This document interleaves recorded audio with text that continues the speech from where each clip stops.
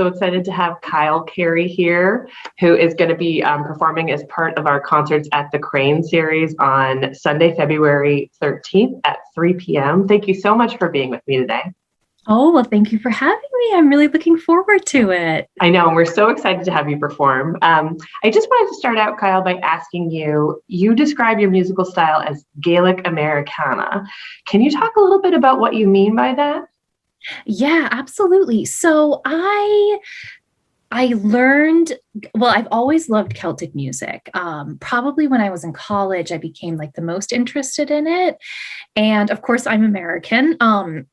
So I kind of felt like I wanted to be able to play music that had elements of like my Celtic heritage in it because my ancestry is like Irish and Scottish, as well as some other things too. I'm kind of like a mutt like most Americans, but so after college, I started to learn Scottish Gaelic, ended up on the Isle of Skye where I learned it fluently.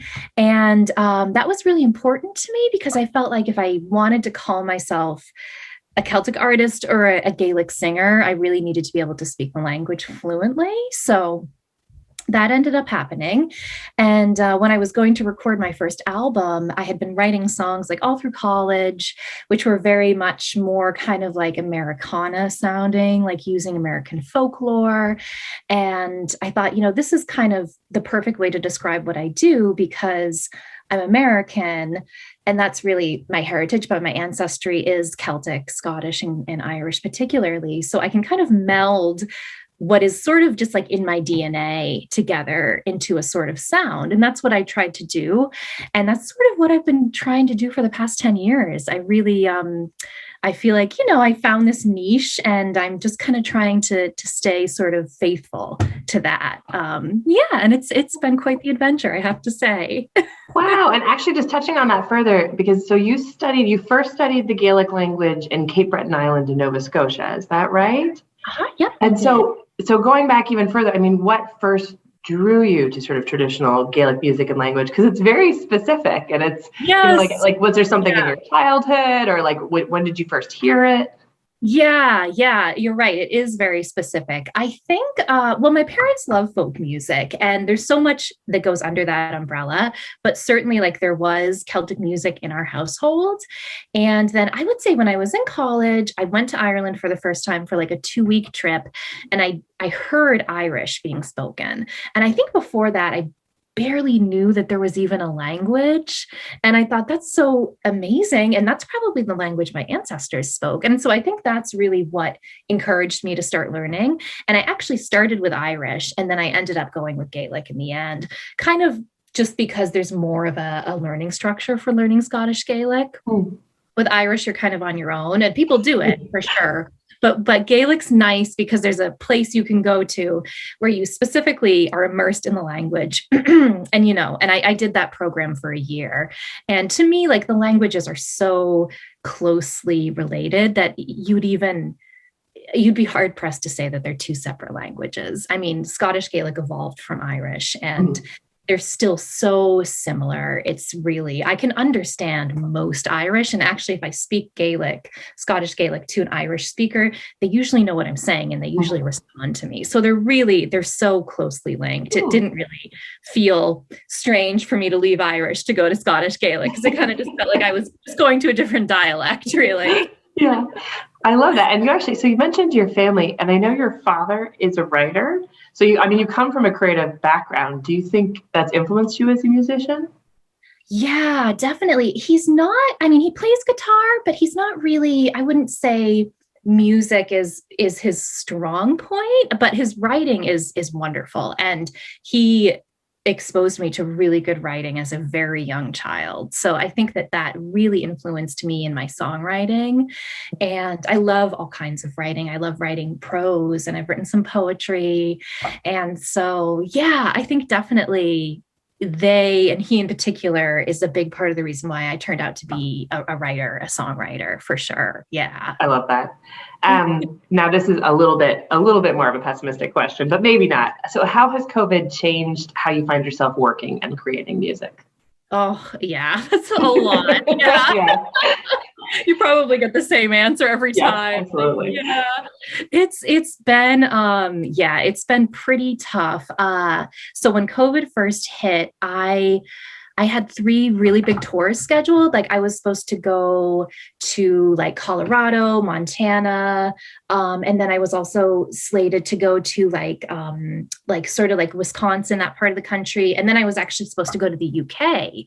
And then I was going to come home, and I had some New England shows, and all of them just got canceled. And I had a feeling, I mean, a lot of musicians were kind of rescheduling like 3 months later. Mm-hmm. And I just was like, I don't think this is going to be a matter of a couple months. So I just didn't reschedule anything, because I was like, no, I'm not letting this happen again. That was traumatizing. And, and then of course, here we are like 2 years later, and we're still kind of in the thick of it. So I did a couple online shows. I started a Patreon, and luckily I do teach on Skype Scottish Gaelic. So I have some private students.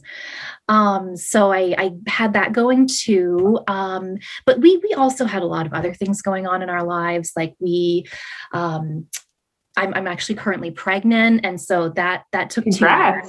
Thank you, to make it happen. We had to get IVF, and like the whole like just infertility thing took up a lot of life and time. So it was like, even though COVID was happening, I had this other thing going on too that would have prevented me from really traveling, because I just never knew when I needed to be at the clinic and this and that. So so it was all in all, like it was a kind of just a very emotionally charged 2 years, but.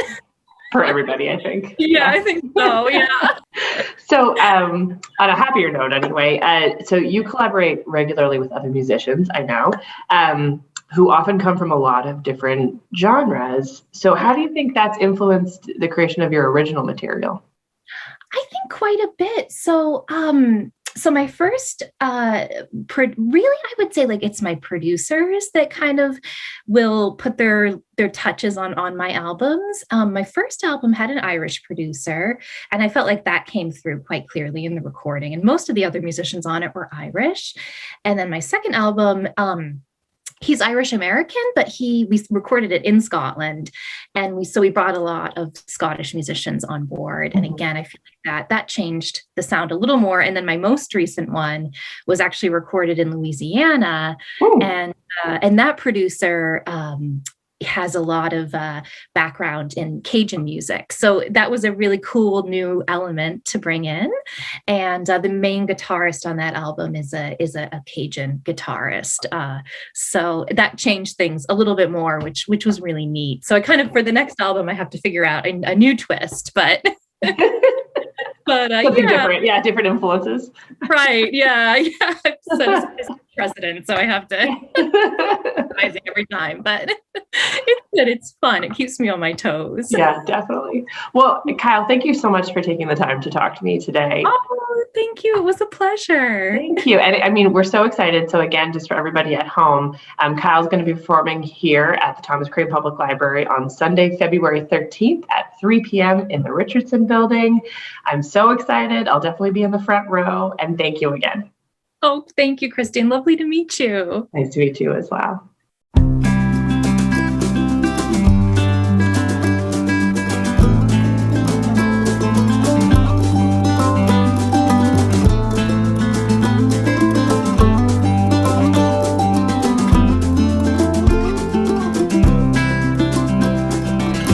Nora King came to Charlotte with a northern speech in it.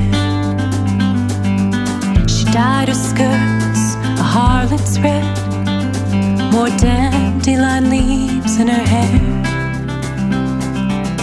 They all turned to watch her pass with her Maggie surreal sachet. When she danced in the August sun in the cornfields near Potter's Bay. Say you're weary, say you've been warned of love from the cold northern plain. Keep a watch of your husbands, beware of the passion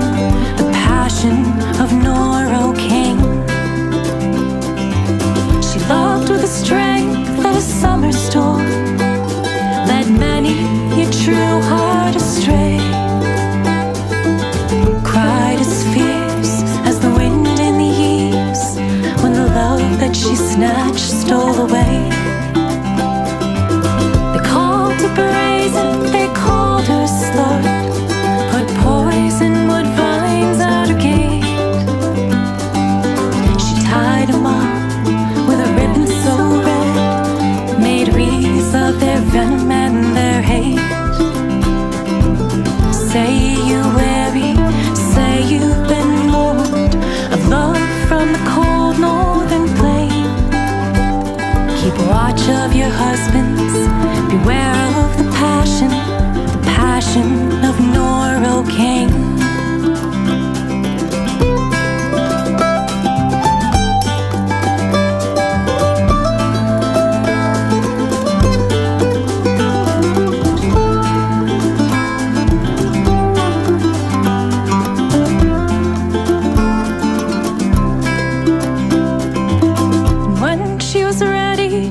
Up and go, not one wished her well on her way. Passing by in the dead of the night, leaving frost on the wheat fields and hay.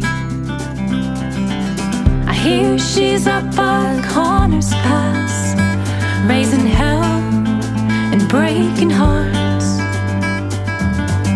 When she gets down to Blowing Rock, Lord, she'll tear this town apart. Say you're weary, say you've been warned of love from the cold northern plain. Keep watch of your husbands, beware of the passion of Norocaine. Say you're weary, say you've been warned of love from the cold northern plain. Keep watch of your husbands, beware